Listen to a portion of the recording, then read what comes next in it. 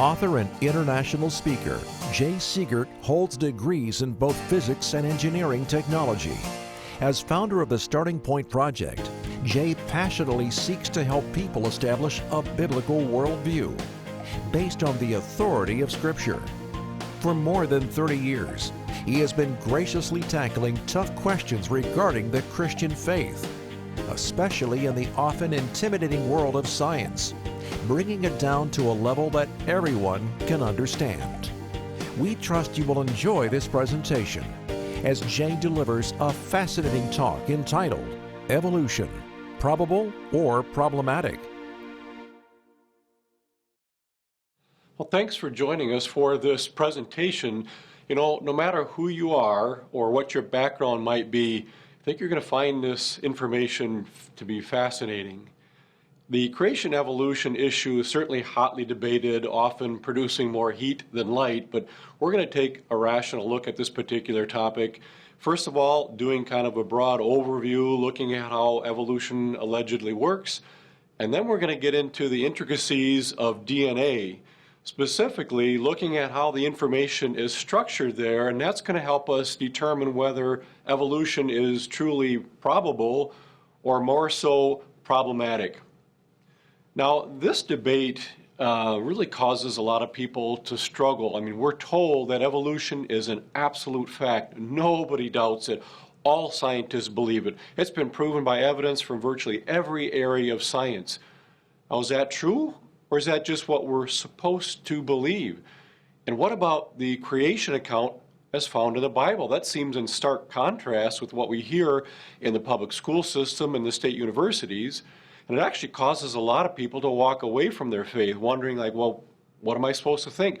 Maybe there are some problems with Genesis. Maybe there are some errors or contradictions, or maybe it's not meant to be taken literally. Maybe it's just a story or an allegory. Well, again, these thoughts cause a lot of people to eventually walk away from their faith, which is a huge issue, which is why we're talking about this particular topic.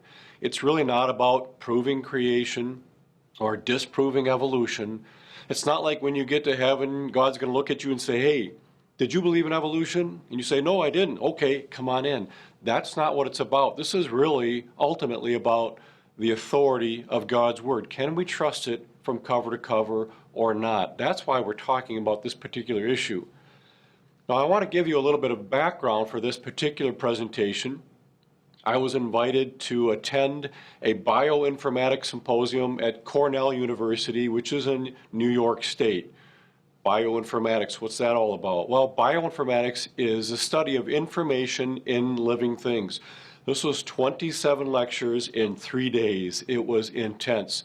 So the world's leading scientists had gathered there. It was not a creation conference. They weren't there to discuss the Genesis creation account or the Bible or even religion. It was solely focused on the science of information in living things. And so I attended the symposium, took a lot of notes, and flew back home to Wisconsin, and I put this talk together. And then I contacted Dr. John Sanford from Cornell, who actually was the one who hosted this symposium. And I said, hey, if I come back out to New York, could I spend a little time with you picking your brain and making sure that my presentation was accurate? I had met him about a year earlier, and he's the one who invited me to attend. So I said, sure. So I went back out there and spent about 2.5 days with him discussing this information. And he said, yeah, it's accurate.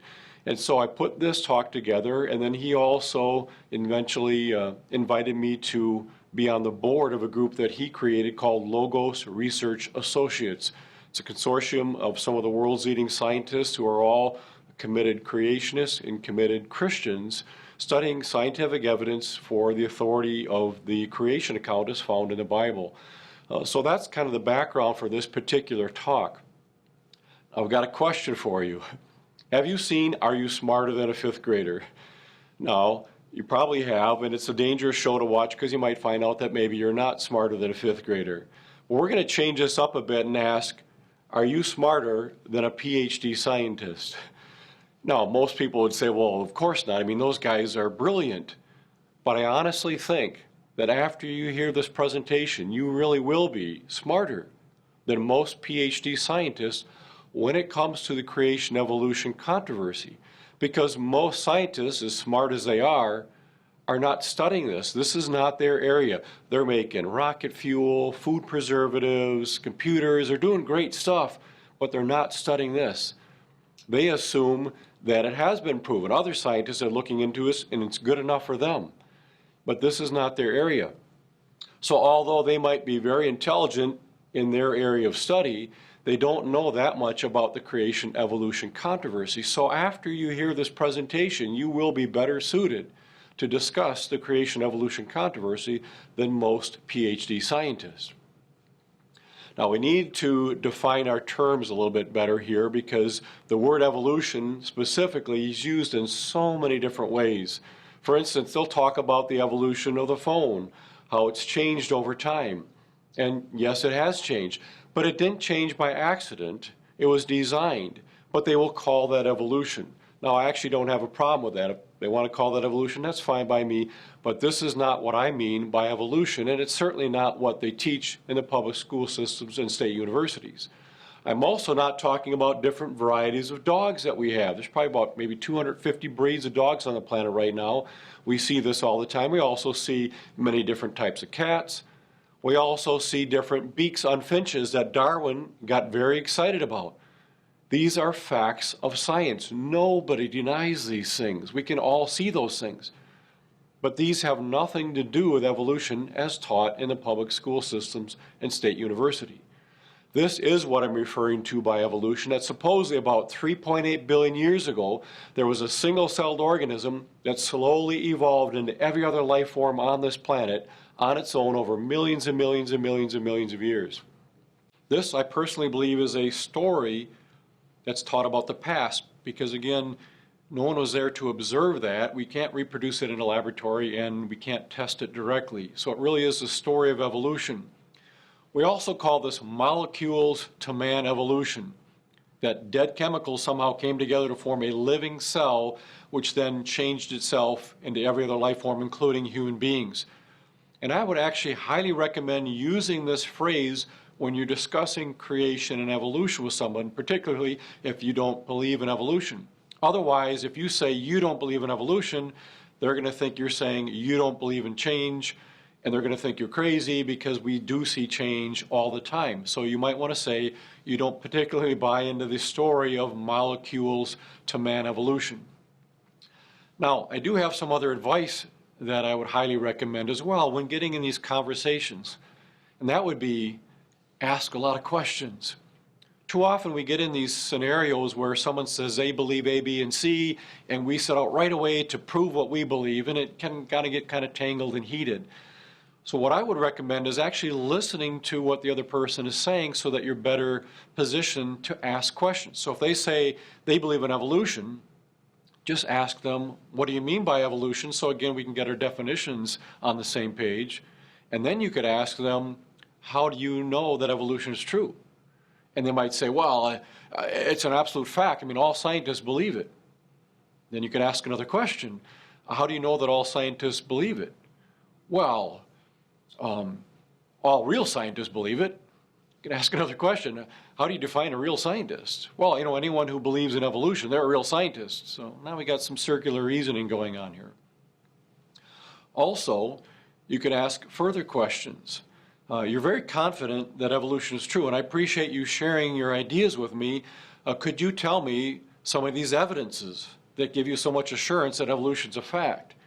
And then they might say, well, it's proven. There's tons of evidence. You say, okay, then it should be pretty easy for you to give me an example or two. Well, there's just so much. Okay, again, I'm just looking for a couple examples. Well, there's whole books written on it. Go to the library and get a book. So you're telling me that you believe evolution is a fact because there are books written on it, and there are apparently some evidences and facts in the books written by people that you probably never met. So in reality, you're exercising faith that you believe evolution is true because you yourself aren't familiar with these facts, which is fine, but then they shouldn't be telling you it's a fact of science. They have chosen to place their faith in it. And that's just one approach, and you want to be very gracious with that, but you want to get them to realize that they're making a lot of bold statements here without a lot to back it up. Get them to be very specific. I had that experience myself in college when I started really tackling this controversy. I knew what I believed, but I didn't know why. I did happen to believe the Bible and creation, but I really didn't have a defense for it. And as I went around to my different professors, asking them, what are these evidences for evolution? None of them gave me any specifics. I'm not saying there aren't any scientists anywhere on the planet who won't give you a specific, but many of them believe very confidently that it's true, but don't personally have evidence for it. That was my experience. My first professor I asked, physics professor, do you believe in evolution? Oh yeah, I don't doubt it at all. Can you give me some of the evidences? I don't know any. But you believe it's true? Yes. Okay, so I went to my geology professor who was teaching a lot of it in his class. Can you tell me some of the best evidences for evolution? He said, I don't know, but you do believe it and you teach it? Yes. But you don't know what any of the evidences are? No. Go ask the biology professors. They're the ones who really teach this stuff. Okay. Found the biology professors who confidently expressed belief in evolution as a fact, but none of them would give me any specific examples. So this is a road you want to go down. If they do give you specific examples, that's fine. You don't need to debate it right away. Just write it down. You can do some research. You can contact our ministry and we can help you with that. If they don't give you specific examples, then you can simply point out that they're expressing a very confident belief in something without any specifics to back it up. Now, here's the general premise of this particular presentation. Certain things, like this bright red BMW, look pretty good from a certain angle or certain distance. You would envision opening the hood and seeing this beautiful engine inside. But what if when you open the hood, instead of seeing that engine, you saw this? The engine is missing. A bunch of wires are hanging there. So what looked pretty good at first glance, upon closer inspection, didn't look so good anymore. And I think that's what we're going to find with evolution. That certain portions of the story seem pretty believable, but when you peek under the hood, specifically look at the DNA to see what's going on, you're going to find out there are some insurmountable barriers to the idea of evolution. And if we talk about the plausibility of evolution, certain portions of the evolutionary story seem pretty plausible. Just small changes here and there over millions of years. For example, we got two creatures here. We have a snake and a lizard. These two creatures are not completely different. There are a number of similarities. It doesn't take much imagination to envision some bumps maybe forming on the side of the snake and getting a little bigger and longer and turning into some legs of the lizard. Just small changes here and there over millions and millions of years. It can seem very believable. But again, once we peek under the hood to see what has to go on in the DNA to make these changes, that's where we see a lot of problems. Now, here's a quote from Richard Dawkins. He's arguably one of the world's leading atheists, very outspoken evolutionist, pretty intelligent scientist. I kind of like the guy because he's just out there. He's saying what he believes as a staunch atheist. And here's one of the things that he stated. You cannot be both sane and well-educated and disbelieve in evolution. The evidence is so strong that any sane, educated person has got to believe in evolution. There's a very dogmatic statement from a very intelligent scientist. What are we to think of that? Well, here's another quote. This is Proverbs 18:17. It says, the first one to plead his cause seems right until his neighbor comes and examines him. Now, we've all been in those situations before where you hear something and at first you're like, wow, that sounds pretty powerful, can't argue with that. But then someone else comes along and says, well, wait a minute. Did you know about this? Did you know about that? What about that? It's like, oh, yeah, I didn't know those things. Okay, I guess that first thing I heard doesn't seem so good anymore. And I facetiously say that Evolution 1:1 states that the only one to plead his cause seems right because no one else is allowed to challenge him or present other views. And that's what we have in our public school system. They're only presenting one view, so of course it's going to seem plausible. Here's another interesting quote from Eugenie Scott. She's the executive director at the National Center for Science Education. She said, in my opinion, using creation and evolution as topics for critical thinking exercises in primary and secondary school is virtually guaranteed to confuse the students about evolution and may lead them to reject it. Wow, how awful would that be if someone actually didn't believe in evolution? So what's she saying? She's saying that we really shouldn't contrast the two here and give the students a choice here between creation and evolution because They might be confused. They might actually end up believing in creation, and you certainly can't have that. Well, again, when you're presenting only one view, it's going to seem plausible, and you're giving the impression that there aren't any other choices. There's only one game in town. If something else comes up, we'll let you know, but for now, there's only one, and that's evolution. If you want to talk about that creation stuff, well, hey, that's religion. That's that Bible stuff. That has to do with myths and fairy tales. You can discuss that if you want to, but you got to do that in philosophy class or somewhere else, religion maybe, but not in the science classroom, because science deals with facts, and we know evolution is a fact, so that's all you're going to hear from us. Well, we are now going to take a look just a little bit at the big picture. No matter who you are, whether you're a Christian, an atheist, a Muslim, a Buddhist, a Mormon, your worldview, meaning the way you look at things, has to address a number of very basic questions. One of which is the origin of stuff. Where did everything come from to begin with? How do you get matter and energy out of nothing? Interesting topic. We actually cover this in more detail in one of our other presentations. But how do you get all this matter and energy to come out of nowhere? Huge, huge problem. Another big question is, once you have stuff, matter and energy, how does it form stars, galaxies, and planets? The laws of physics actually mitigate against that, and again, we cover that in more detail in a different presentation. Once you have stars, galaxies, and planets, how do you get dead chemicals to come together to form a living cell that could actually reproduce itself? This is one of the biggest challenges to the whole big picture of evolution, is how do you even get life started? Then once you have life started, how does it turn into every other life form on this planet? The variety of life, the origin of species. And that's actually what we're going to focus on for this particular talk, is the origin of species, the variety of life. How do you get that single cell to turn all the way into a human being over the supposed 4 billion years of evolutionary history here? Well, there's a lot of arranging and storytelling that goes on when discussing evolution. As an analogy, I've got 4 modes of transportation on the screen here, and we could arrange these things from simpler to more complex and talk about the evolution of the motorcycle, how the smaller wheels on the tricycle came together to form the larger wheel in the back of the bike, and then the chains in the back of the bike moved forward to turn into electric motor of the scooter. And then the electric motor moved further forward and turned itself into a gas combustion engine, and that's how we got motorcycles. Now, that's a pretty silly story, and no one would believe that, but all I did was I took some existing things, arranged them from simpler to more complex, and talked about the evolution of the motorcycle. And similar things occur when discussing evolution. As an example, we could talk about the evolution of the horse from Eohippus all the way up to the modern horse. Well, here's an interesting quote from Dr. Niles Eldredge. He's a former curator at the American Museum of Natural History, big-time evolutionist. This is what he had to say about this situation. I admit that an awful lot has gotten into the textbooks as though it were true. For instance, the most famous example still on exhibit in the American Museum, that's his museum, is the exhibit on horse evolution. That has been presented as literal truth in textbook after textbook. Now I think that that is lamentable. But by the time it filters down to the textbooks, we've got a problem. Well, what's he saying?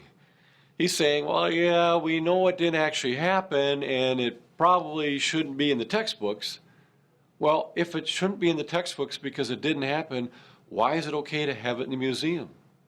Think about the millions of students who file through that museum, and adults each year, seeing these fossils lined up and seeing the little plaques there with the story of how Eohippus evolved all the way into the modern horse. Well, it's pretty sad when they know it didn't happen, and yet they keep it there as evidence for evolution. We look at one other analogy. This comes from the Book of Life. The general editor is Stephen Jay Gould. He was one of the world's leading evolutionists, and this is what he portrayed inside the book: the evolution of fish into amphibians. How fish slowly evolved over millions and millions of years into something like an amphibian. Well, what did it look like in the middle? It's what we call a missing link. But it's not missing anymore. They found it. It's Tiktaalik. Found another fossil here. That's the missing link, right? Well, it's already pretty much been thrown out because they've discovered some fossil footprints of four-footed creatures that evolutionists believe existed millions of years, according to their time chronology scenario, millions of years before Tiktaalik was here. Well, if four-footed creatures were already around walking this earth, then Tiktaalik is not on its way evolving into one of those because they already exist. So that's pretty much already been discounted. But this type of scenario isn't much different than doing this, talking about how an Etch-a-Sketch evolved into an iPad. Well, what did it look like in the middle? Well, use your imagination, maybe something like that. A little bit like the Etch-a-Sketch, a little bit like the iPad. These two things are not completely different, so it doesn't take much imagination to envision these changes. But you know there's no way that the simple internal workings of an Etch-a-Sketch are going to turn itself into something as complex as an iPad over time. It's just not going to happen. And again, that's what happens when you think about what's going on inside. So how do we make this transition going from a single-celled organism all the way into a human being? Well, when we reproduce and have children, our kids don't come out looking exactly like us. There are some similarities. They might have similar hair color, similar eyes, but they're not identical. Changes do occur. There's no denying that. What are these changes? Well, we see two types. We see built-in variation and we see random mutation.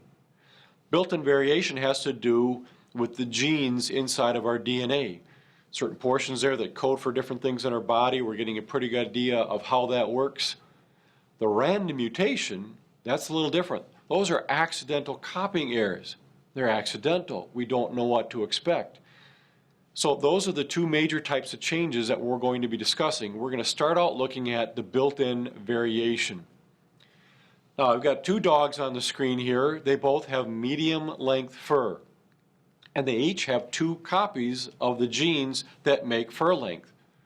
Why do they have two copies? Because they get one from mom and one from dad. So they got two copies of these genes. When they breed, they will each pass on one of those copies to the puppy. They don't get to pick or choose which goes, just one goes or the other. If they both pass on a copy that makes short fur, the puppy comes out with two copies, both making short fur. The puppy will have short fur. Doesn't matter which gene is expressed or if they combine together. It's going to have short fur. If they both pass on a gene for long fur, the puppy's going to come out with long fur. Doesn't matter which one is expressed or they combine, you're going to have long fur.